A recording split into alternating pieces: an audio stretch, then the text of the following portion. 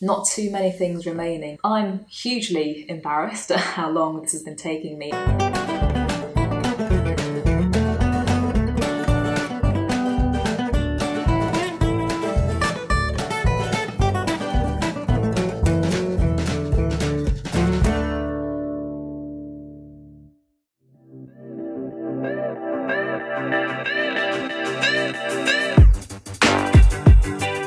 Alright, it's been quite a busy and varied couple of weeks. Started off with completing the new boards for the Newbury Art Centre.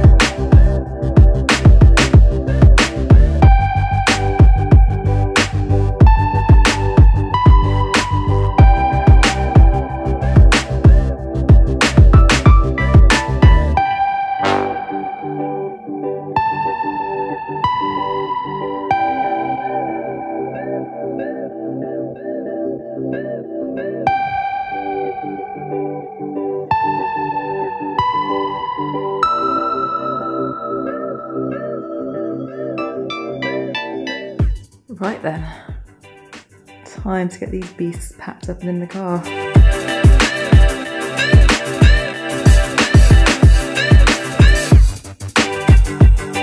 They were really happy with those. We did a slightly different approach this time in that the designs were a lot more text-based, and this was on their request, and they were really happy with them. So I think going forward we're going to keep them a lot more sign-like rather than illustrative, which is what I was going for before. And they've been a fantastic client to have. We've already booked in the works for the next quarter when they're due an update, and hopefully that'll continue into next year as well, doing regular work for them. So fingers crossed that continues. We're making some more progress with the Design Cuts chalk pack. The launch is now being pushed back to July. The work is going to all be wrapped up by the end of May, and it's going to sort of incubate and sit for a bit until it's ready to launch. I'm hugely embarrassed at how long this has been taking me and how I definitely could have dealt with the whole project management and workloads better. With hindsight, there's a lot of things I did not as well. I could have certainly been more effective with my workflow, but kind of having been working on it for so long now, I've been able to get a little bit quicker and more efficient in the late stage of working on it. So not too many things remaining, but it's certainly been a good learning experience going forwards for how I handle doing large projects like this that have lots of different elements to them. So hopefully I'll be doing more of them in the future, and hopefully I'll be able to do them a lot quicker and more effectively as well. I'm also doing some work for Design Cuts to be included in their next bundle, so I'm getting some more textures done for that, which is a nice sort of fun little project to be doing as well. I finished a logo design for a friend. I think I mentioned this in the last video that this wasn't a hugely urgent job, but my friend's client had already paid me to do the work, and it's been sort of sitting for a while, and I was starting to feel it was resting on my conscience a little bit. So that was one that I just wanted to get done, just so for my own sort of peace of mind, really. And they were really happy with that, so that was nice. And I still always really enjoy doing logo work as well, so it's nice to keep building up the portfolio on that side of things. I think I also mentioned in an earlier clip that there's some other exciting stuff going on that I wanted to tell you about, but I haven't yet. Good morning. I've been away for a couple of days and just kind of going to plonk myself down for a bit to plan out what I need to do for the rest of the week. Got just come from the kitchen with a massive jug of coffee, which is going to help with that. Yeah, the whole giving up caffeine thing didn't quite work. Figured that I don't smoke or anything, so I need to have some kind of ice. Woke up this morning to a surprise text message with an inquiry about a logo design and possibly some album artwork covers. Apparently the guy's seen my business card pinned to a community notice board, which no idea how that got there because I've not pinned anything to any notice boards. So that's nice, someone's actually doing some marketing on my behalf. Also planning a trip to the White Hart in Somerton again later this week, so I need to get some designs roughed up for that and sent over to them. I've got a regular client meet and various other projects on the go, so I'll tell you more about those in a bit. And One of those things is that I've got a part-time job which I'm going to be starting next month. To be completely transparent, it's because for most people when they're transitioning into being self-employed or going freelance, it's usually because they're coming from full-time employment, gradually cutting that down and then spending more time on their freelance work until they're kind of ready to go freelance full-time. I kind of ignored all that and went straight into just being self-employed and being freelance, and it's been fantastic because things are definitely heading in the right direction. I'm getting more work, I'm getting more referrals. It's still early days, I've only really been doing this a year, and having that extra guaranteed income source is definitely a bonus. It's at a stage where it's very welcome.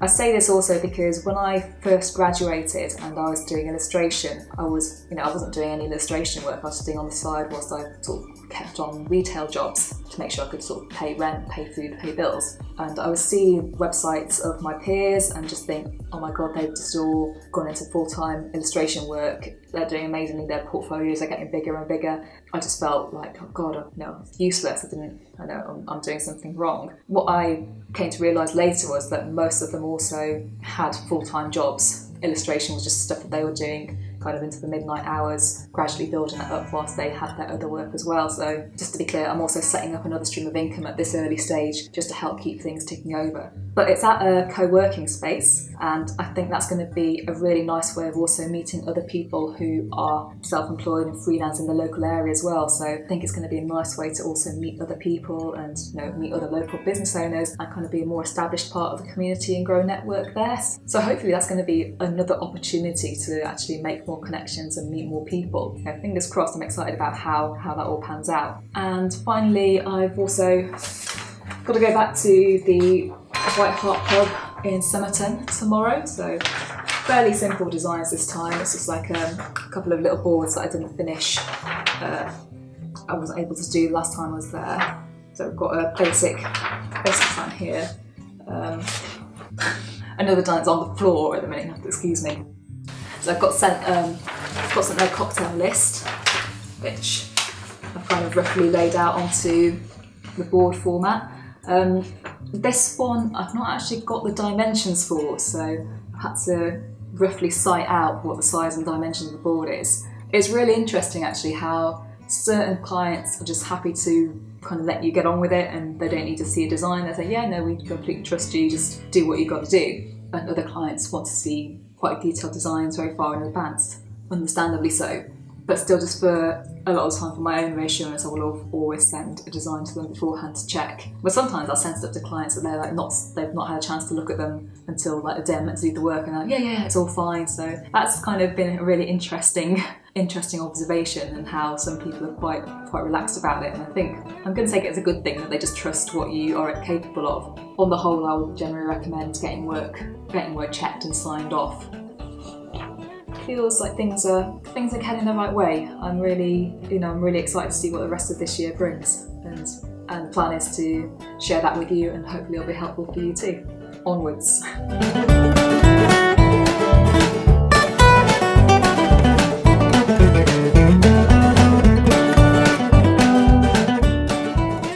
Okay, got these draft layouts done.